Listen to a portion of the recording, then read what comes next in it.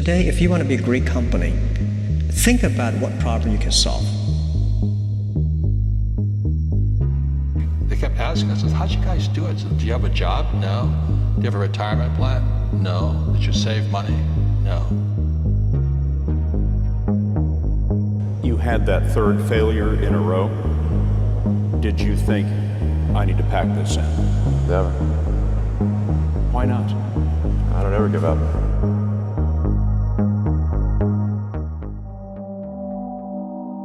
إيلون ماسك أكيد سمعت باسمه قبل، سواء من بوست على يوتيوب ولا بوست على فيسبوك ولا على انستغرام ولا يمكن شفته على التلفزة قبل. أكيد أنك سمعت أنه هو أغنى رجل في العالم، ثروته اليوم توصل 255 مليار دولار. الرقم هذا كبير على الآخر لدرجة ما تنجمش تتخيلها في مخك. ذاك علاش تو باش نوريك قديش الرقم هذا مرعب. التورة هذه تسوى عام كامل من وقتك. تو تخيل معاي اللي انت في النهار تدخل 5000 دولار، يعني تقريبا 15 مليون توانسة في النهار. الشيء هذا هو حلم الأغلب سكان العالم. يحب لك 560 سنة باش توصل أول مليار دولار. بالطبيعة لهنا نحكيو على 5000 دولار دخلك اليومي. تو خلينا نرجعوا لك انت لحياتك العادية. انت متخرج من الجامعة، عندك شهادة وشديد خدمة، يمكن زادة عندك ديون وعندك داركم زادة تحب تخليهم فخورين بيك، تحب تعمل عائلة اما اوضاعك المادية على قدها، الكريم تاع الدار باش يجيك اخر الشهر وعايش من الشهرية للشهرية. يمكن زادة تكون طالب قاعد تقرا على روحك والوبجيكتيف متاعك انك تجيب شهادة، بتبيع شهادة باهية باش تنجم تدخل تخدم وتوفر شهرية تعيشك، شهرية قوية. وفي وسط الهموم هذه الكل تحل يوتيوب وتشوف الغنية هذه. How to become a millionaire step by step. Yeah, 23 years old. You know what? Let me cut straight to the chase. You need to get rich, and you need to get rich quick. طلعت من شخص كان علي دين فوق 60,000 يورو بعمري ما كنت بحسن بوفيه لحتى أصير مليونير بالدولار. بدك تجي على كورس يساعدك لحتى انت تطلع مصاري، ودك اياه ببلاش؟ ما انت عم تدفع اوريدي مبلغ كتير بسيط، بس انت عم تدفع هذا المبلغ بده يطلع لك مصاري مثل الكذب. تسأل روحك كيفاش وليت عندهم ملايين ومليارات، كيفاش ولاو غنية وهما في عمر صغير. وقتها باش تحس روحك اللي انت نكرة، اللي انت حتى شيء. وبعدها باش تبدا تبرر روحك، اكيد هما محظوظين، اكيد اهلهم غنية، اكيد هما سرقوا، سيور قاعدين يخدموا في الحرام. انا ما عنديش زهر في الدنيا، بلادي هي السبب، انا انسان بهيم. هي الفلوس ما تشريش السعادة اصلا. هذه كلها كلمات تقولها باش تبرر الفشل متاعك خاطر ما وصلتش تحقق احلامك، سواء كانت كرهبة تحب تشريها او ولا تسافر وتدور العالم وتشوف بلدان جديدة، او ولا دار تحلم انك تشريها باش بعد ما تكمل نهارك تروح لها. تدريجيا وبشوي بشوية باش تولي تتقبل الواقع. انا عندي احلام وفي الغالب باش يبقاو احلام باش يبقاو احلام لا اكثر ولا اقل. هذا باش تقعد تحكي لروحك. اما تحس لي فما صوت في وسطك يقولك مازلت نجم نوصل، صحيح ولا؟ تو انا نحب نحكي لك اللي فما طريقه مضمونه باش توصل، رغم اللي فما برشا طرق وداخله بعضها. اما انا خليني نحكي لك اللي فما طريق واحد كان تبعته اعرف رقم مضمونه باش توصل، على الاقل نجم نضمن لك اللي ماكش باش تخيب. الطريق هذا انا اكد لك كان تبعته باش يوصلك للثراء، كيما انا متاكد اللي 1 مع 1 يساوي 2. اما خليني نحكي لك حاجه، كيما ضمنت لك انك تتبع الطريق هذا باش توصل لحريتك الماليه، نحب نضمن لك زاده اللي مش الناس الكل باش توصل لنهايه الطريق هذا، مش الناس الكل باش تتحمل حتى كشي توصل للاخر، خاطر طريق يتعب على الاخر. طريق في فتره من الفترات باش تحس بالاكتئاب والحزن، يمكن حتى تحس فيه بالياس، ممكن تجي فتره تحس فيها روحك وحدك. وتوا خليني نحكي لك، اذا كان مازلت تحب تكمل معايا مرحبا بيك، انا محمد بهير. نجم تحسبني واحد قاعد يقول لك في الحقيقه في وقت ولا الكذب فيه حاجه عاديه، نجم تحسبني العبد اللي قاعد يعطيك في معلومات قليل وين تلقاهم البر، سواء في المدرسة، في الشارع، في صحابك. ولازمك تعرف زاد الفيديوهات هذو ماهمش فيديوهات تاع موتيفاسيون، هذاك علاش تو باش نبداو نحكيو في الصحيح. نجم تكمل معايا لاخر الفيديو، خاطرني نجم نضمن لك اللي الفيديو هذا يستاهل وقتك باش تستفاد منه بمعلومات ما كنتش تعرفها من قبل. مشاهدة ممتعة.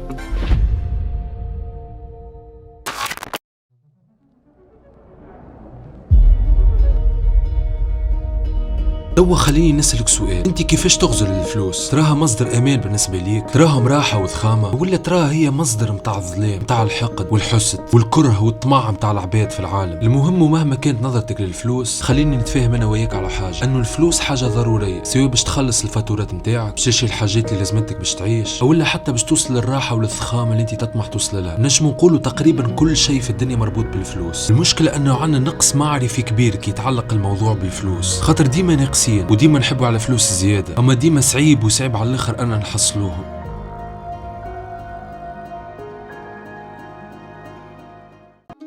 Wow, مسكين. That's a lot of money for someone like you. $2 million! تو في الغالب إذا كنت ولدت في عائلة غنية في الأغلب أنك باش تكبر وتكون غني، والعكس إذا كنت ولدت في عائلة فقيرة باش تكبر وتكون فقير. أما نحب نحكي لك اللي الشيء هذا مش ديما صحيح، خاطر كي نجيو نشوفوا الإحصائيات نلقاو لي 68% من الغنية في العالم هما عباد عصاميين، يعني بداو ثروتهم من الصفر. هذاك علاش السؤال اللي لازمك تسأله شنو هو الشيء اللي هما يعرفوه وانت مازلت ما تعرفوش، خاطر في الآخر كلنا بشر، صحيح ولا؟ تو الجواب اللي باش نعطيهولك أنه المعادلة والتخميم متاعهم باش يجيبوا الفلوس مش كيفنا نحن. بالنسبة للمعادلة متاعك انت، الخدمة هي اللي تجيب الفلوس. في الغالب المعادلة هذه خذيتها من والديك ولا من العائلة متاعك ولا من المدرسة ولا حتى من صحابك. اما كان انت خدمت خدمة تاخذ فيها $20 في الساعة، هكا لازمك 24 سنة باش توصل أول $1,000,000 في حياتك. بالطبيعة هذا كي نفترضوا انك ماكش باش تصرف حتى فرنك بال 24 سنة هذا، وبالطبيعة ما ننساوش الانفلاسيون، التضخم اللي نجم يصير في ال 24 سنة هذا اللي باش يخلي فلوسك القيمة متاعهم تطيح. اما انت توا جيت تتفرج في الفيديو هذا باش يولي عندك برشا فلوس، هذا السبب يمكن يخليك تدخل الفيديو هذاك. علاش انا نوعدك انك باش تخرج من الفيديو هذا معادله متاع الفلوس في مخك باش تتبدل لدرجه انك تعرف الغنية كيفاش يعملوا ثروه في وقت قصير.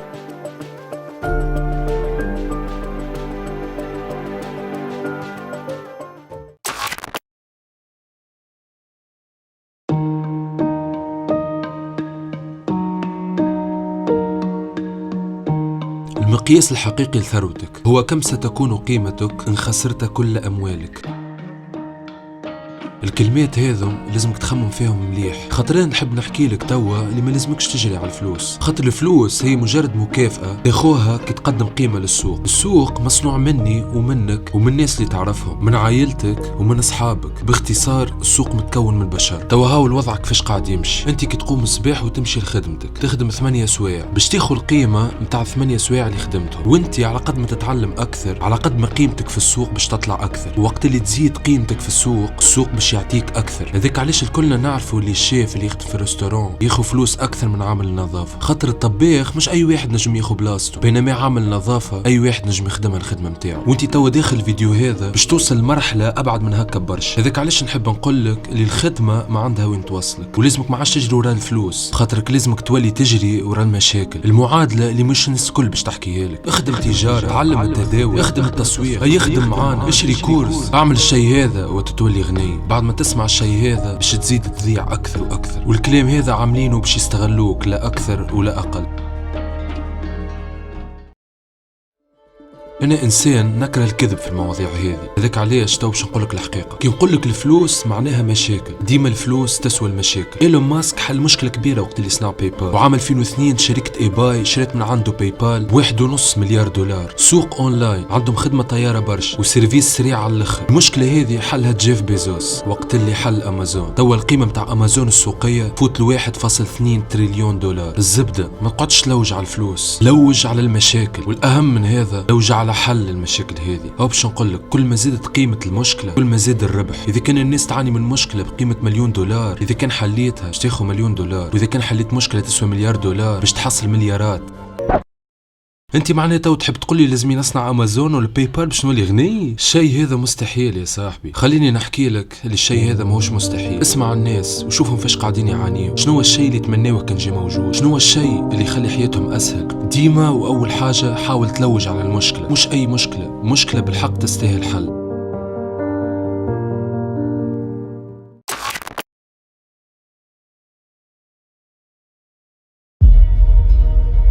إذا كان قررت تاخو كلامي معناها أعرف راك في الغالب قررت ترجع لهنا بعد سنين. نعرف اللي حياتك صعيبة وترى فيها مسكرة قدامك، وبصراحة متحمس نسمع الإكسبريونس متاعك سواء كانت خايبة ولا باهية. أما توا وأهم من كل شيء حب نقولك يا صاحبي مبروك، انت لوجت على مشكلة يعاني منها العالم اللي داير بيك، نجمت تلقى حل وبنيت بها البزنس متاعك، وتوا جا الوقت باش تاخذ المكافأة متاعك. نجم تختار طريق من اثنين باش تاخذ المكافأة، نجم تبيع الحل ولا الشركة اللي قعدت سنين وانت تخدم عليها، أولا تستحفظ بالبزنس اللي بنيته، خاطر تنجم تديفلوبيه اكثر، ولا حتى البزنس نتاعك نجم يديفلوبي روحه وحده ويدخل عليك فلوس اكثر، وتنجم توصل تحس اللي هو ولا بارتي من حياتك ويولي صعيب انك تتخلى عليه. المهم واخر الكلام انت وصلت اللي تحب عليه. اما نحب نسألك حاجه، قبل السنين هذه الكل شنو كان الهدف نتاعك، الهدف الحقيقي؟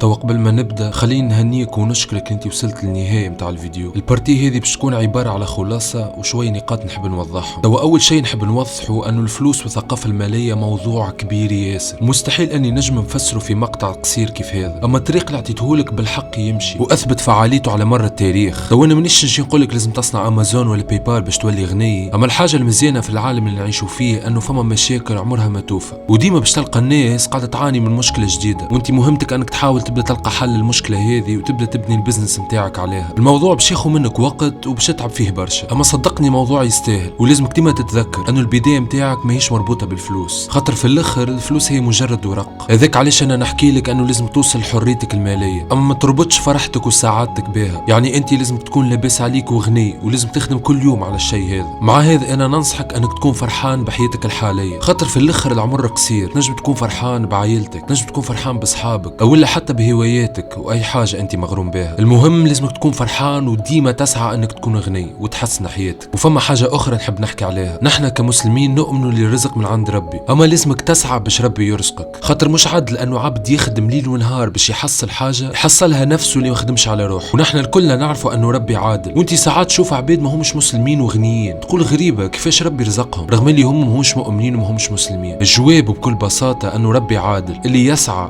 يرى الشيء اللي يسعى له. يعني باختصار توكل على ربي واعمل اي حاجه تنجم تعملها باش توصل للهدف نتاعك، وكون متاكد انه ربي باش يعاونك. وخليني نقول لك تو اللي الفيديو هذا تقريبا كيما الفيلم الصغير، وتو نحب نقول لك انه يشرفني على الاخر اذا كان تعمل اشتراك في القناه، خاطر الفيديوهات الجايه باش تكون فيديوهات قويه على الاخر وتنجم تفيدك وتسمع فيهم حقيقه وحاجات عمرك ما سمعتهم قبل، وهذا هو الهدف من القناه هذه. واذا كان عجبك الفيديو تنجم تعمل لي لايك قبل ما تخرج. وتو نتمنى لك حياه سعيده. كان معاكم بهاء، سلام.